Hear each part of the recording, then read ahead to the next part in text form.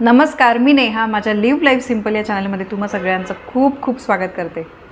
मुलांचा जर तुम्ही मी सांगते त्या वेळेमध्ये अभ्यास घेतला तर मुलांचा केलेला अभ्यास वाया जाणार नाही.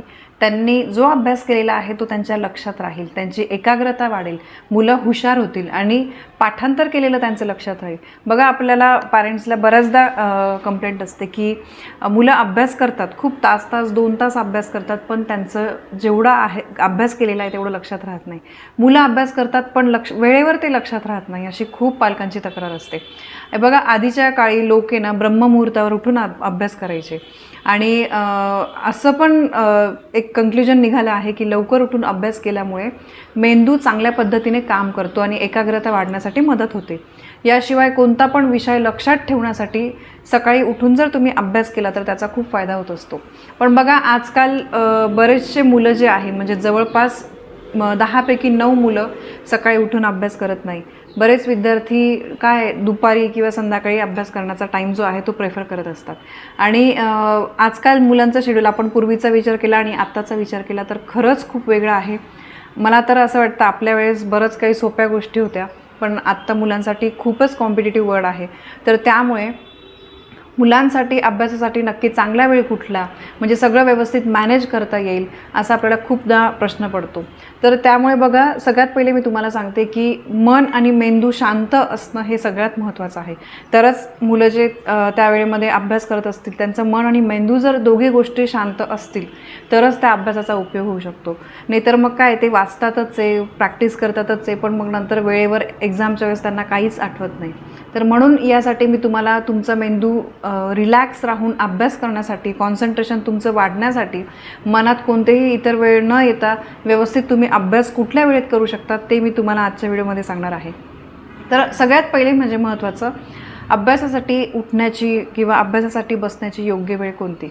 जर तुम्हाला अभ्यास लवकर उठून करता येत असेल म्हणजे सकाळी 4 ते 6 वाजेच्या दरम्यान तर ते अतिशय फायदेशीर असतं. पण मला माहिती आहे की आजकाल मुलं नाही उठू शकत 4 ते 6मध्ये, आणि समजा जरी उठले तरी नंतर त्यांना स्कूल असते. मग समजा ते 4 किंवा 5ला किंवा 6ला ते उठले आणि त्यांनी अभ्यास केला तर पुढे मग त्यांना स्कूलमध्ये झोप येऊ शकते.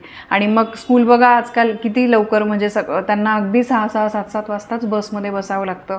1-1 तास ट्रॅव्हलिंग करून ते बिचारे स्कूलला पोचतात आणि मग स्कूल अटेंड करतात. परत घरी पोचण्यासाठी त्यांना 1-1.5 तास लागतो.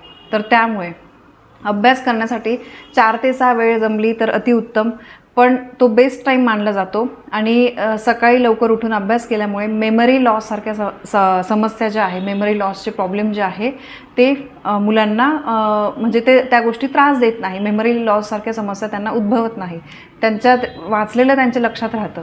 आणि याशिवाय सकाळी 10 ते दुपारी 2 या वेळेमध्ये सुद्धा अभ्यासाची अतिशय उत्तम वेळ असते. आता बऱ्याचशा मुलांच्या स्कूल ज्या आहेत त्या सकाळी असतात. बघा, सकाळी 8ला जातात तर दुपारी 3ला येतात. दुपारी स्कूल ज्या आहेत त्या बऱ्याच कमी आहेत आजकाल माझ्या मते तरी, बरोबर ना. तर सकाळी 10 ते 2मध्ये ते ऑब्व्हियसली स्कूलमध्ये असतात. या व्यतिरिक्त अजून दुसरी उत्तम वेळ म्हणजे सकाळी 4 वाजेपासून ते संध्याकाळी 7 वाजेपर्यंत हा वेळ अभ्यासासाठी अतिशय चांगला असतो. पण बघा, आता मी तुम्हाला काय काय सांगितलं, पहाटे 4 ते 6, ते नाही जमल्यास सकाळी 10 ते 2 किंवा 4 ते 7 या ज्या वेळ आहेत या अभ्यासासाठी अतिशय चांगल्या असतात. पण समजा आजकाल मुलांना बघा इतर क्लासेस असतात, काय बऱ्याच गोष्टी असतात, स्पोर्ट्स ॲक्टिव्हिटीज असतात, एखादी त्यांची हॉबी असेल, स्विमिंग असेल, डान्स असेल, स्केटिंग असेल, त्या गोष्टींचे आपण क्लास लावतो. तर त्यामुळे बघा, तुमचं टाईम तुम्ही मॅनेज करायचं आहे. आता बघा, मी माझ्या मुलीचं सांगते, ती फार काही मोठी नाही, ती पहिलीत आहे, पण तरी पण तिचं मी एक शेड्यूल आत्तापासून तिला ती सवय लावली आहे. तिला सकाळी समजा ती स्कूलला जाऊन आली, सकाळी पण तिला लवकरच जावं लागतं. ती जवळपास सकाळी तर अभ्यास घेणं शक्यच नाही, लहान आहे अजून. तर ती सकाळी स्कूलला गेल्यानंतर दुपारी जेव्हा येते तर दुपारी आल्यानंतर मी तिला बिलकुल झोपू देत नाही, म्हणजे ती पण झोपत नाही. आणि दुपारी आल्यानंतरच मी तिचा होमवर्क असेल, काय सेल्फ स्टडी असेल ते मी स्कूलमधून आल्यानंतर एक 10-15-20 मिनटं, अर्धा तास फार तर फार ती फ्रेश होते, काहीतरी बॉल खेळते वगैरे, थोडंसं TV वगैरे पण आपण बघूच देतो. तर ते झाल्यानंतर अर्धा तास थोडासा गॅप झाल्यानंतर ती लगेचच अभ्यासाला बसते. तर जवळपास 3:30च्या आसपास ती अभ्यासाला बसते. त्यानंतर मग मी दुपारीच तिचा काय अभ्यास आहे तो व्यवस्थित तिचा घेऊन घेत असते. त्यानंतर मग मी तिला खेळायला सोडते, कारण आपण मातीमध्ये खेळ खेळायचो. आणि मातीमध्ये खेळल्याने सुद्धा आपलं आरोग्य जे आहे ते चांगलं राहतं. म्हणजे लगेचच आपल्या कुठल्या गोष्टीचं इन्फेक्शन होत नाही. आणि बघा आजकाल आपण मुलांना खूप जपतो, मातीमध्ये जाऊ नको, मातीला हात लावू नको, चप्पल घाल, पाय तसेच ठेवू नको. याच्यामुळे काय होतं, त्यांची रोगप्रतिकारक शक्ती जी ती कमी होते आणि मग कुठेतरी मुलं सारखे आजारी पडत असतात. म्हणून लक्षात ठेवा, थोडंसं मुलांना मातीमध्ये वगैरे काय खेळायचं ते खेळू दे. तर म्हणून मातीशी फक्त संबंध यावा यासाठी मी मुलीला ग्राउंड जॉईन केलेलं आहे स्पोर्ट्ससाठी. तिथे भलेही ती एक स्पेसिफिक तिने काही स्पोर्ट्स नाही केलं तरी चालेल, पण ती खेळते, तिथे जाऊन 1.5 तास मस्त दमते. आणि रात्री मी आल्यानंतर मग तिचा अगदी एक्झामच आहे वगैरे तर त्यावेळेस खूप कधीतरी घेतला तर काहीतरी अभ्यास घेते. पण मी शक्यतो जो अभ्यास आहे तो तिचा दुपारीच, मी जसं तुम्हाला सांगितलं 4 ते संध्याकाळी 7च्या दरम्यान तेवढा मी तिचा अभ्यास घेऊन घेते. आणि त्यानंतर रात्री मी शक्यतो तिचा अभ्यास घेत नाही, कारण दिवसभर मुलं थकलेले असतात, स्ट्रेस, ते पण थकतात. लहान मुलं असले बरे बाकी ते कामं करत नाही, पण त्यांच्या कंटिन्यू काही ना काही ॲक्टिव्हिटी चालू असतात, ते कधीच शांत बसत नाही. त्यामुळे ते मुलं पण थकतात. म्हणून त्यांना रात्री लवकर झोपवणं हे गरजेचं आहे. आणि त्यासाठी आपल्या पॅरेंट्सने सुद्धा लवकर झोपणं हे गरजेचं आहे. तुम्हाला खोटं वाटेल, आमच्या घरामध्ये 7 वाजता संध्याकाळी 7-7:30च्या दरम्यान, 7:30 मॅक्झिमम 7:45पर्यंत जेवणं वगैरे होऊन जातात. आणि त्यानंतर आपल्याला पण एखादा तास मिळतो स्वतःला महिलांना. आणि त्यानंतर 9:15 वाजता मुलीला मी झोपवतेच. 9:15 वाजता ती बरोबर बेडवर जाते. 9:30 अगदी 5 मिनिटांमध्ये ती झोपून जाते. आणि त्यामुळे काय होतं, रात्री 9:30ला झोपल्यामुळे तिची पण व्यवस्थित प्रॉपर झोप होते. मग दुसऱ्या दिवशी उठल्यानंतर चिडचिड वगैरे मुलं करत नाही, अभ्यासाच्या वेळेस ते कंटाळा करत नाही, त्यांना कसल्या गोष्टीचा असा त्रास होत नाही, त्यांचं पण व्यवस्थित रुटीन बसतं.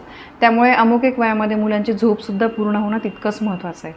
आणि लहान मुलांचा पाया हा आपण जे म्हणतो की लहान मुलांचा बेस हा लहानपणीच, म्हणजे 1ली, 2री, 3री तेव्हाच त्यांचा बेस जो आहे तो पक्का होत असतो, तेव्हाच त्या मुलांना सगळ्या गोष्टींची सवय लागते. म्हणून लक्षात ठेवा, तुम्ही आत्तापासूनच सवय लावा. तुम्ही रात्री किती वाजता झोपता यावर तुमचं सगळं काही अवलंबून असतं. तुम्ही रात्री लवकर झोपले तरच तुम्ही सकाळी लवकर उठू शकता. तुम्ही रात्री 11 आणि 12 वाजता झोपताय आणि अपेक्षा करताय की मुलांनी 6 वाजता सकाळी उठून अभ्यास करावा किंवा स्कूलची तयारी करावी, तर हे खूप चुकीचं आहे. तुम्ही मुलांचा विचार करा. आपण बघा आजकाल खूप ऐकलं असेल, अगदी 7-8 वर्षाच्या मुलांना सुद्धा अटॅक आलेले आहे, 15-16 वर्षाच्या मुलांना अटॅक आलेले आहे. हे का? कारण मुलांनाच आजकाल इतका स्ट्रेस असतो, कॉम्पिटिशन एवढी. पॅरेंट्स पण सांगतात, बघ ती किती पुढे गेली, बघ तिने असं केलं, बघ तो याच्यामध्ये पहिला आला, आपण हा क्लास लावतो, तो क्लास लावतो. मुलांकडून अपेक्षा करतो त्यांनी सगळ्या क्षेत्रामध्ये पुढे राहिलं पाहिजे. कुठे ना कुठे टीचर्सचा थोडासा स्ट्रेस, पॅरेंट्सचा स्ट्रेस हा त्या मुलांवर असतो आणि त्याचा परिणाम होतो. म्हणून आपल्याला आजकाल या अशा घटना ज्या आहेत त्या ऐकायला मिळतात. म्हणून तुमच्या दिवसाची सुरुवात जी आहे ती अतिशय चांगली व्हायला पाहिजे. दिवसाची सुरुवात चांगली झाली ना, मग संपूर्ण दिवस आपला चांगला जात असतो. यालाच सेन्स ऑफ वेलबिंग असं म्हणतात. आणि ही एक नैसर्गिक प्रोसेस आहे. अगदी आपण रात्री झोपतच नाही, मोबाईल वगैरे, मुलं उशिरापर्यंत मोबाईल बघताय, टी व्ही बघताय आणि सकाळी ते स्कूलला जात आहे, अभ्यासाकडे बिलकुल लक्ष नाही, तर असं आजकाल चालणार नाही. मुलांवर कोणत्याही गोष्टीचं ओझं बनत असेल तर त्याच्यावर तुम्ही लक्ष ठेवा. काय याला समजा तो अभ्यास त्याचं लक्षात राहत नाही, तर त्याच्यात तुम्हीच आपल्या मुलांचं जे आहे आपणच व्यवस्थित अभ्यास करू शकतो की त्यांना कुठल्या गोष्टीचा त्रास होत असेल तर ते व्यवस्थित तुम्ही बघा. दुसरी गोष्ट म्हणजे मुलांना नोट्स तयार करायला शिकवा. मुलांनी जे काही वाचलं आहे ते एक शॉर्ट नोट त्यांना करायला सांगा. जेव्हाही त्याची म्हणजे मुलांची नजर त्याच्यावर पडेल तर ते पटकन ते पॉईंट वाईज त्यांना त्या गोष्टी लक्षात राहतील. म्हणजे मुलांना काहीतरी अमुक एक ट्रिक जे आहे त्या पण आपण त्यांना सांगितल्या पाहिजे. यानंतर सगळ्यात महत्त्वाचं म्हणजे मुलांना ब्रेक घ्यायला सांगा. जर काहींचे मुलं असतात, असे पण मुलं असतात जे कंटिन्यू अभ्यास करतात, म्हणजे 2-2, 3-3 तास अभ्यास करतात, तर असं जर तुमचे मुलं करत असतील तर त्यांना ब्रेकसुद्धा घ्यायला सांगा. कारण सतत अभ्यास करत असाल तर मेंदूवर सुद्धा स्ट्रेस येतो, मेंदू सुस्त होत जातो. म्हणून ब्रेक घेत घेत अभ्यास करणं हे पण तितकंच महत्त्वाचं आहे. आणि ब्रेक घेत घेत अभ्यास करण्याची सवय मुलांना लावा. आणि मुलं ज्या खोलीमध्ये बसत आहेत ती खोली, तो रूम असा थोडासा मोकळा असला पाहिजे.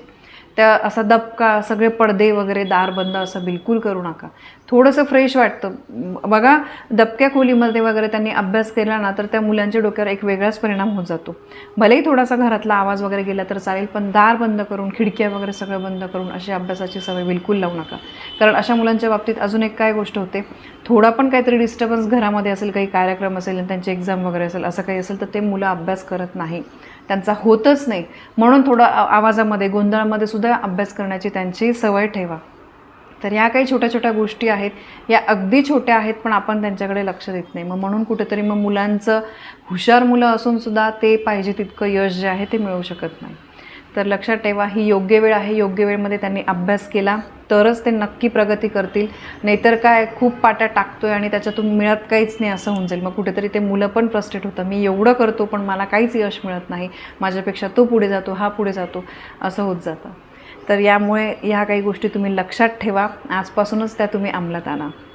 तर परत भेटूया अशाच एका नवीन एखाद्या माहितीसोबत, एखाद्या ब्युटी टिप, पॅरेंटिंग टिप किंवा हेल्थ टिपसोबत. तोपर्यंत नमस्कार.